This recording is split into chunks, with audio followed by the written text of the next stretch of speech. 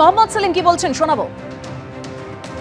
আমরা আগেই বলেছি, আগে সবার জন্য একটা সুষ্ঠু ভোটার লিস্ট প্রণয়ন যারা করতে পারে না তারা কি করে সুষ্ঠুভাবে অবাধ এবং নিরপেক্ষভাবে ভোট সংগঠিত করবে।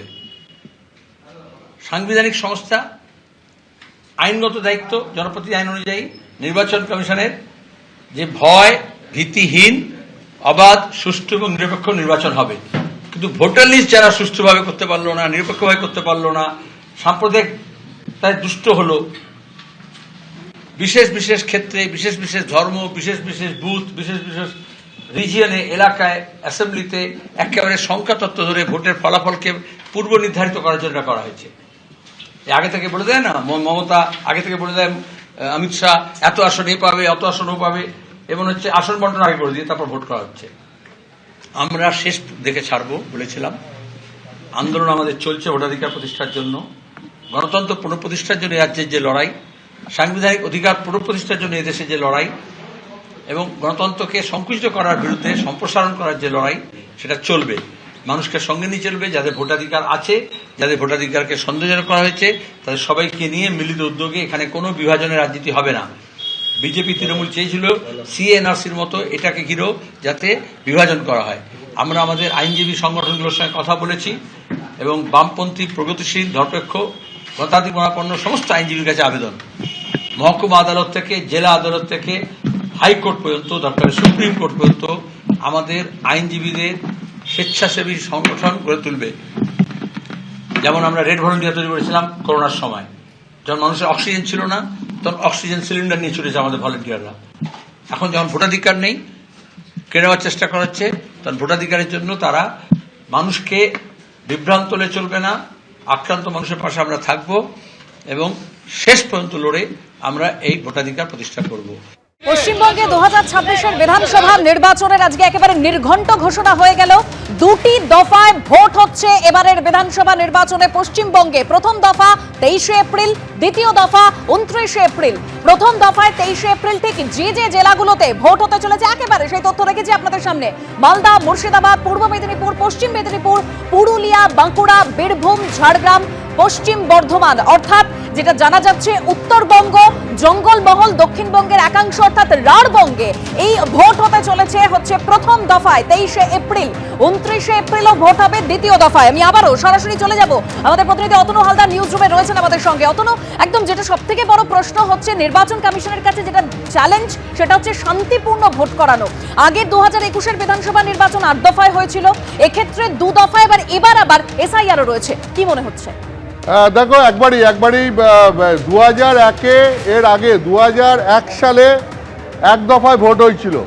তারপর এই 1 বা 2 দফায় ভোট আবার এই প্রথম 2026-এ এসে বিধানসভার এর মাঝখানে যতগুলো বিধানসভার ভোট হয়েছে সেই সব কটা ভোট 1 বা 2 দফার বেশি হয়েছে, মানে একাধিক দফায় হয়েছে। আমি যদি তোমাকে ছোট্ট করে বলি তাহলে দেখবে 2001-এ 1 দফার পর 2006-এ 5 দফায় ভোট হয়েছিল, 2011-এ 6 দফায় ভোট হয়েছিল, 2016-এ 7 দফায় ভোট হয়েছিল, 2021-এ 8 দফায় ভোট হয়েছিল। এটা হচ্ছে বিধানসভা ভোট।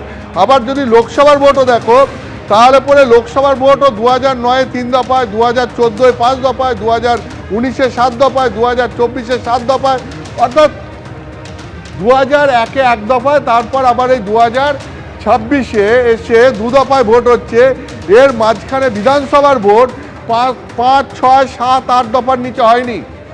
এর মাঝখানে যে আরও এতগুলো ভোট হয়েছে, এর কারণটা কি? এর কারণটা হচ্ছে মূলত আইন শৃঙ্খলাজনিত সমস্যা। পশ্চিমবঙ্গের ভোটকে কেন্দ্র করে বারবার অভিযোগ ওঠে, যেখানে ছাপ্পা ভোট হয়, এখানে বুথ জ্যাম হয়, এখানে ভোটে হিংসা হয়, অশান্তি হয়, কোনোভাবেই এখানে শান্তিপূর্ণভাবে ভোট করা যায় না। এমনকি কেন্দ্রীয় বাহিনী নিয়ে এসেও শান্তিপূর্ণভাবে ভোট করা যায় না। কেন্দ্রীয় বাহিনীকে নিয়ে আসার পরেও বারবার অভিযোগ ওঠে কেন্দ্রীয় বাহিনীকে ব্যবহার করা হচ্ছে না, কেন্দ্রীয় বাহিনীকে বসিয়ে রাখা হচ্ছে, এরকম নানান অভিযোগ। সেই জন্যে দফায় দফায় ভেঙে পর্যাপ্ত পরিমাণে কেন্দ্রীয় বাহিনী মোতায়েন করে এর আগে বহুবার ভোট করার চেষ্টা হয়েছে, কিন্তু প্রত্যেকবারই ভোটে কোনো না কোনো অশান্তি হয়েছে। যেহেতু লোকসভা বিধানসভার ভোট কেন, পশ্চিমবঙ্গে পুরো ভোট পঞ্চায়েত ভোটেও অশান্তি হয়। তো এটাই ইলেকশন কমিশনের কাছে সবথেকে বড় চ্যালেঞ্জ, যে শান্তিতে ভোটটা করাতে হবে। এখন এবারে যে আইন শৃঙ্খলা জড়িত সব কিছু দিক খতিয়ে দেখেই নির্বাচন কমিশন সিদ্ধান্ত নিয়েছে যে ভোটটা 2 দফায় হবে। তার কারণ জ্ঞানেশ কুমার, নির্বাচন কমিশনার জ্ঞানেশ কুমার, তিনি এসে কলকাতায় সব রাজনৈতিক দলের সাথে বৈঠক করার পর বলে গেছিলেন যে একদম এখানে তারা সবথেকে বেশি গুরুত্ব দিচ্ছেন যে আইন শৃঙ্খলা জড়িত সমস্যা দেখে সেই অনুযায়ী তারা দফা ঠিক করবেন, এবং সেই মতো আজকে 2 দফায় ভোট ঠিক হয়েছে। বিভিন্ন রাজনৈতিক দলও এই 1 কিংবা 2 দফায় ভোটের দাবি জানিয়েছিল। এখন এটাই দেখার যে এবারে ভোট শান্তিতে হয় কিনা। মূলত 2 দফায় ভাঙা হয়েছে। প্রথম দফায় উত্তরবঙ্গ থেকে একদম রাজবঙ্গ হয়ে জঙ্গলমহল পর্যন্ত এই প্রথম দফার ভোটে 152টা বিধানসভা কেন্দ্রে ভোট হবে। 23শে এপ্রিল ভোট হবে। এই ভোটের মধ্যে কি রয়েছে? ভোটের মধ্যে রয়েছে দার্জিলিং, কালিম্পং, আলিপুরদুয়ার, কোচবিহার, উত্তর দিনাজপুর, দক্ষিণ দিনাজপুর, তারপরে মালদা, পুরো নর্থ বেঙ্গল, তার নিচে মুর্শিদাবাদ, বীরভূম এবং বাঁকুড়া, পুরুলিয়া, পশ্চিম মেদিনীপুর, পূর্ব মেদিনীপুর, ঝাড়গ্রাম, এই পুরো এলাকাটা রয়েছে। দিয়ে এই মোট 152টা বিধানসভা কেন্দ্রে প্রথম দফায় অর্থাৎ 23শে এপ্রিল ভোট। এরপর 29শে এপ্রিল দ্বিতীয় দফার ভোট।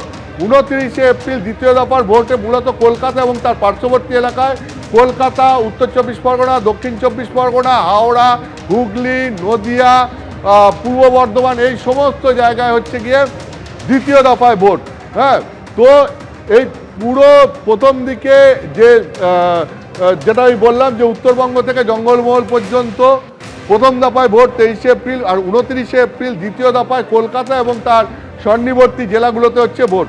এবং 4 মে এবিপি আনন্দ এগিয়ে থাকে, এগিয়ে রাখে।